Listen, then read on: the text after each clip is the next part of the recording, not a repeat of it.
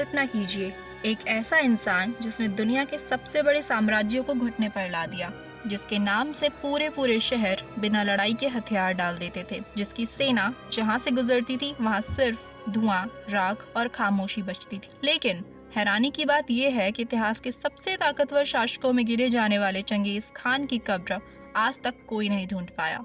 800 साल बीत चुके हैं, दुनिया बदल गई है, सैटेलाइट आ गए, एडवांस मैपिंग सिस्टम आ गए और आर्टिफिशियल इंटेलिजेंस तक का इस्तेमाल होने लगा, लेकिन आज भी उसकी कब्र एक अनसुलझा रहस्य बनी हुई है। एआई आ गया, लेकिन चंगेज खान की आखिरी मंजिल आज भी धरती के नीचे एक ऐसा रहस्य बनी हुई है जिसे दुनिया की सबसे आधुनिक तकनीक भी नहीं खोज सकी। कुछ लोगों का मानना है कि उसकी कब्र में बेशकीमती खजाना छिपा है, कुछ कहते हैं कि उसकी कब्र को जानबूझकर दुनिया से छिपाया गया, और कुछ लोक कथाएं तो यहाँ तक कहती है कि जो भी उसकी कब्र तक पहुँचेगा उसका अंत निश्चित होगा। लेकिन इन कहानियों में कितना सच है, आज हम इतिहास, शोध और मंगोल परंपराओं के आधार पर जानेंगे चंगेज खान की कब्र का सबसे बड़ा रहस्य।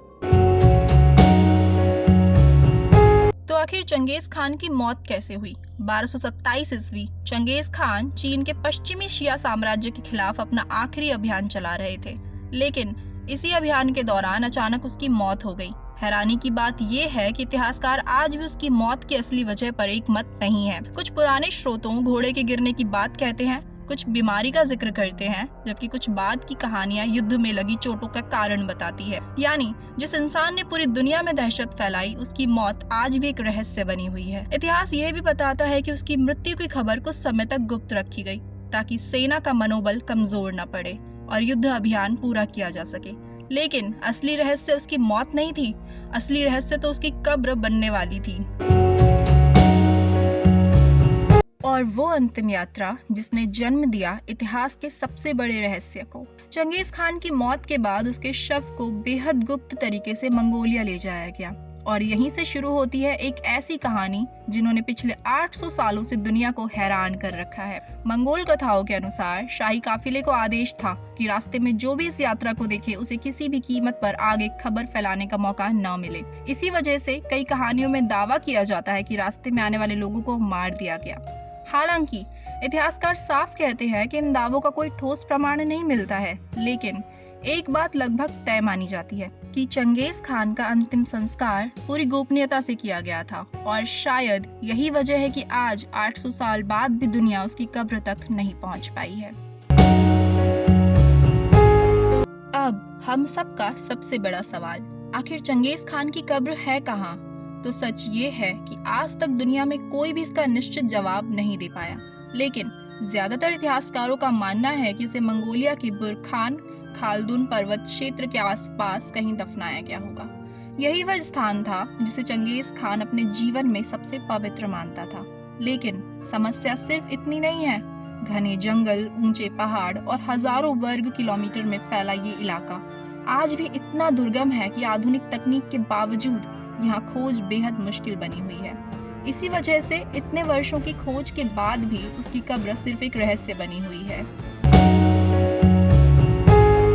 तो क्या 1000 घोड़ों वाली कहानी सच है, जिसने इस रहस्य को और भी मशहूर बना दिया? मंगोल लोक कथाओं के अनुसार जब चंगेज खान को दफनाया गया तो उसकी कब्र के ऊपर लगभग 1000 घोड़ों को दौड़ाया गया, ताकि जमीन पर बने हर निशान हमेशा के लिए मिट जाएं और कोई कभी उस जगह तक ना पहुंच सके।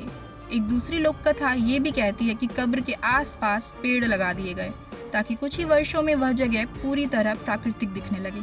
लेकिन इतिहासकार साफ कहते हैं, इन कहानियों का कोई पक्का ऐतिहासिक प्रमाण आज तक नहीं मिलता। फिर भी सदियों से चली आ रही ये लोक कथाएं आज भी दुनिया भर के लोगों की जिज्ञासा बढ़ाती है। दुनिया के कई वैज्ञानिकों और शोधकर्ताओं ने चंगेज खान की कब्र खोजने की कोशिश की। Satellite, drone, ground penetrating radar और कई आधुनिक तकनीकों का इस्तेमाल किया गया, लेकिन आज तक ऐसा कोई सबूत नहीं मिला जो उसकी कब्र का सही स्थान बता सके। यही वजह है कि आज भी इसे दुनिया के सबसे बड़े ऐतिहासिक रहस्यों में गिना जाता है। अब है सबसे बड़ा सवाल, अगर चंगेज खान की कब्र मिल जाए तो उसके अंदर क्या होगा?